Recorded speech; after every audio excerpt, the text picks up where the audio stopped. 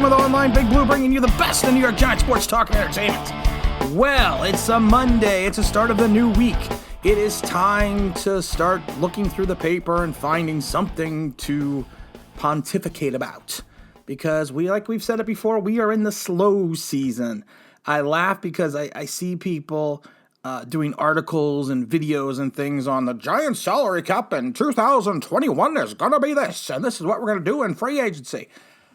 Can we get through the 2020 season first? There's got to be other stuff to talk about, and luckily for you, I got two quick topics off the top of my head. Number one, I keep seeing in the paper, the Giants are starting to get a little bit of a sample of how the Patriot way, how the Patriots do things. The Giants are going to do things now the Patriot way. Okay, that is the dumbest thing I've ever heard in my life. Because if you sit down and think about it, the Patriot way is the Giant way. Almost to the fact that the Patriot way was stolen from the Giant way. But first, let's get into the Patriot way. The Patriot way is a very simple process in the beginning. It kind of started in, let's say 2001. So the Patriot way is draft Tom Brady. Let him run your organization for 18, 19 years, whatever it was, give you 6 Super Bowls. That's the Patriot way.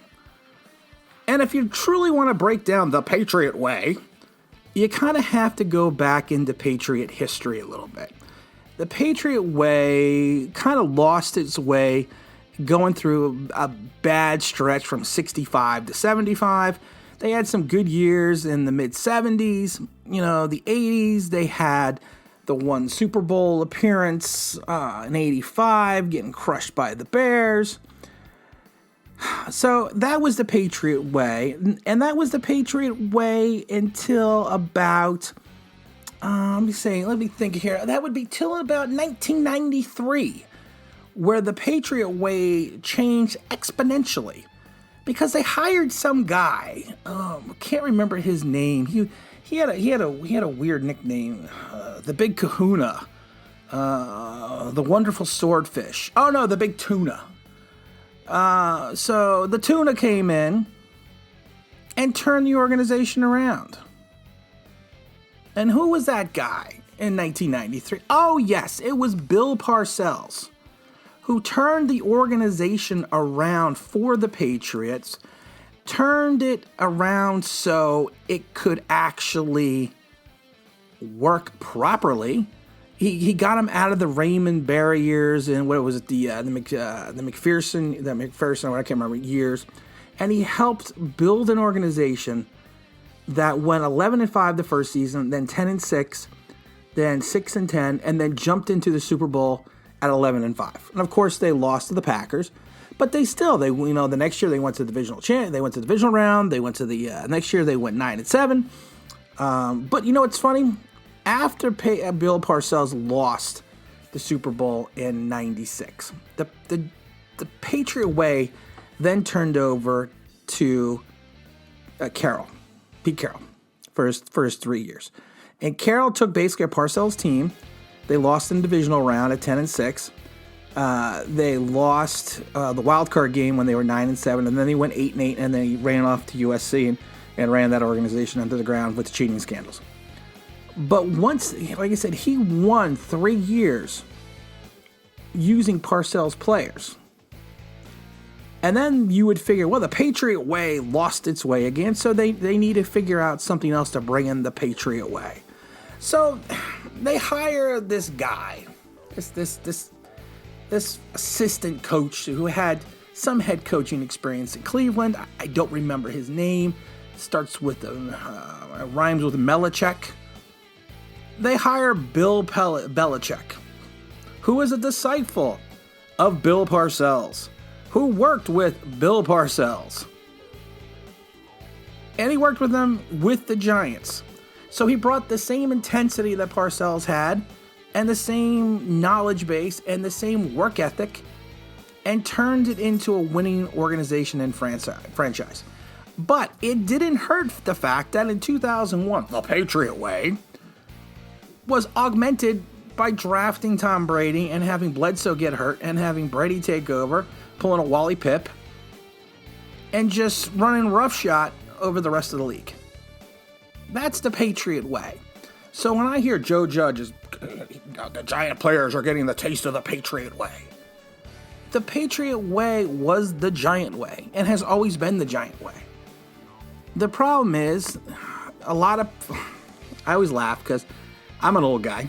I'm the old guy on YouTube, and I will say that a million times. But I'm an old guy on YouTube that knows his history, that understands the Patriot way and franchise history have given the Patriots 6 championships. The Giant way, throughout Giant history, and of course they go back to the 20s, has 8 championships.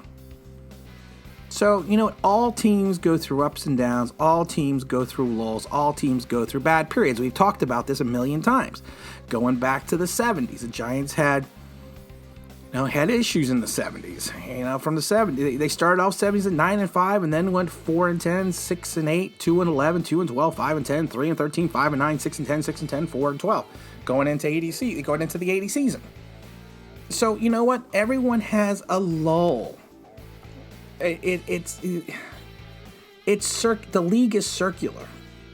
That's exactly what it is. I mean, yeah, you hope and pray that your bad times do not last that long, and that your good times last longer.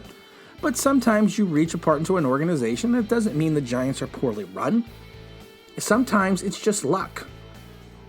Like drafting in the 7th round, a quarterback that barely played out of Michigan, who turns into a Hall of Famer and goes to 11 Super Bowls, win 6 of them.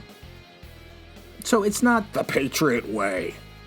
The Patriot way, if you really break it down to, is hire 2 Giant coaches and assistants and draft Tom Brady. If you want to say it's time to buckle up the chin strap, be a professional, be accountable for yourself, work hard, play good defense, run the ball, that's the Giant way.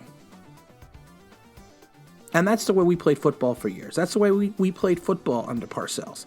It's the way we played under Coughlin. It's the way we played even in the bad years with, we had some good years too with Dan Reeves. Same when we played with Fossil. So people just need to relax and remember things are not as bad as they seem, and they're not as good as they seem. Especially when you're winning, and you have to enjoy the time that you're winning. But this bullshit about it's the Patriot way. They're learning the Patriot way. No. Sounds to me we're just getting back to Giant football. That's what it sounds like. So let's stop the crap with that. Another thing we got to stop the crap with is Leonard Williams. I'm going to talk about this quick. Leonard Williams, he leads the league, or is tied in the top of the league with interior linemen for quarterback hits. Wow, that's awesome. But let's break it down for a minute. What did those quarterback hits lead to? So what you're telling me is he hit the quarterback after the ball left his hand. Did it turn into a fumble? Was it a forced fumble? Was it recovered by the defense? Did it lead to an errant throw that went to an incompletion or an interception? And then people are taking the stat like it's gospel.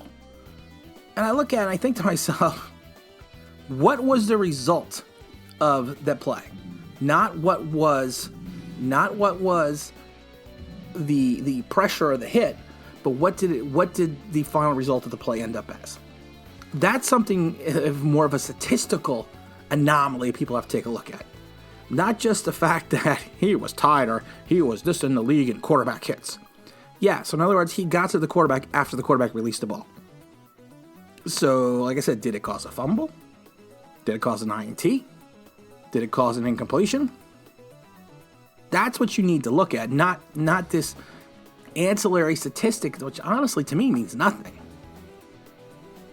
You know what? I almost led the league in beers drank by the second quarter. I mean, it doesn't mean anything. It reminds me of a line from a movie. I'm not going to say what movie, but it was great because the guy's going to get traded, and if you figure out what movie this is from, I will actually send you an online Big Blue coffee mug. And he basically looked at his coaches after his coach is saying, "Listen, you sucked for the last 2 years. We've been carrying you.